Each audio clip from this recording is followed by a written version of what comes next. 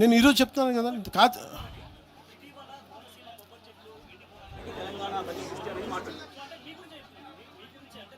దాని సమాధానం నాకు అర్థమైంది. నేను సమాధానం చెప్పమంటారా? బట్ సమాధానం చెప్పనా? మీరు చెప్పండి. You are a journalist, you must have read definitely political science. Telangana state division, was it done in the appropriate manner or do agree with it is with in the no? మీరు నేనేం చెప్పాను sir, Telangana 2014లో వి హనుమంతరావులా గారిలా కానీ జగ్గారెడ్డి గారిలా కానీ చాలామందిలా కూర్చొని మాట్లాడి ప్రేమతో విడిపోవచ్చు అని చెప్పాను. గొడవలు పడి కాదు. నేనేం చెప్పాను, పాలకులు వేరు, ప్రజలు వేరు. 2014లో నేను మాట్లాడినప్పుడు 11 రోజులు నేను తినలేదంటే తెలంగాణ వచ్చినందుకు కాదు, విభజించిన తీరు కోసం. కాకపోతే అది ఎలా అర్థం చేసుకున్నా నాకేం ఇబ్బంది లేదు. కాకపోతే ఇది నేను ఈ రోజున కూర్చోబెట్టి నేను అలా అనలేదు, నేను చెప్పను. నేను ఖచ్చితంగా కాంగ్రెస్ విభజన చేసిన విధానానికి అది నేను కూర్చోబెట్టి నేను అది నా ఆవేదన. అది తెలంగాణ వచ్చినందుకు కాదు. ఏ రోజు అలాగే మీరు మొన్న మాట్లాడారు కోనసీమ గురించి.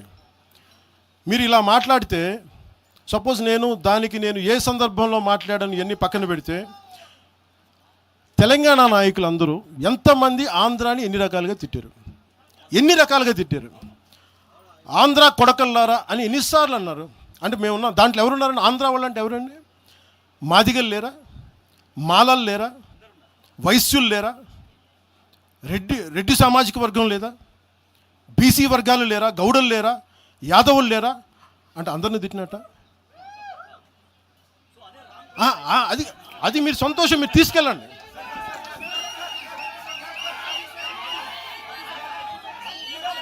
I'll give it.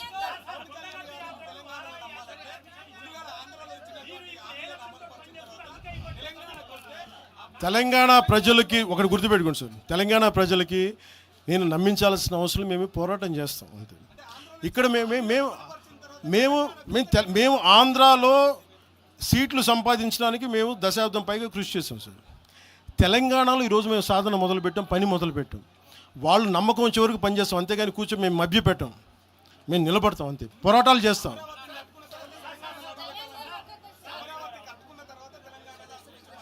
వాళ్ళు ఎవరని నేను చెప్తున్నాను వాళ్ళు ఏం చేయాలో.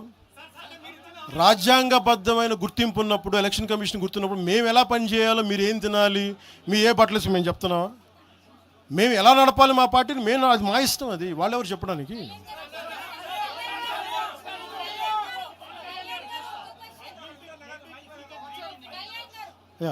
I'll give it separate.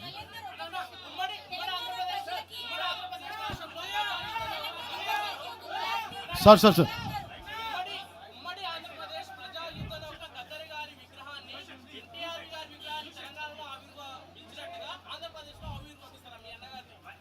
నాన్నది నేను ఆవిర్భిస్తాను ఖచ్చితంగా. నాకు ఇది ఎలా జరుగుతుందో నాకు తెలియదు, కానీ నేనైతే గద్దరన్న తాలూకు స్ఫూర్తి అది నేను తీసుకున్నా ప్రత్యేకంగా. నేను ఇలా కూర్చోబెట్టి మీకు భావోద్వేగంతో ఓట్ల కోసం నేను చేయట్లా.